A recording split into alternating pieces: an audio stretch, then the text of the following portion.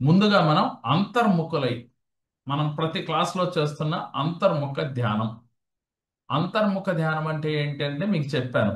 ఈ రెండు చెవులు ఇలా పెట్టి, ఈ వేళ్ళు ఇలా కళ్ళ మీద పెట్టి, ఇది ఇక్కడ సపోర్ట్ తీసుకుని ఈ వేళ్ళు ఇక్కడ సపోర్ట్ తీసుకోవాలి.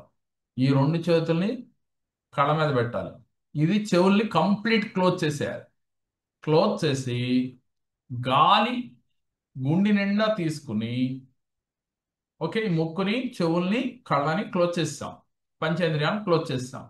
క్లోజ్ చేసి అసలు ఏం జరుగుతుందో చూడండి.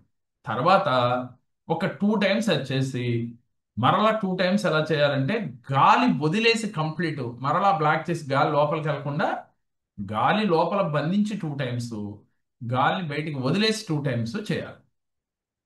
ఓకే, అందరూ స్టార్ట్ కదా, ఫ్రీగా కూర్చోండి. అందరూ కూడా ఫ్రీగా కూర్చోండి, అంతర్ముఖులు అవ్వండి. ఇలా కళ్ళు మూసుకుని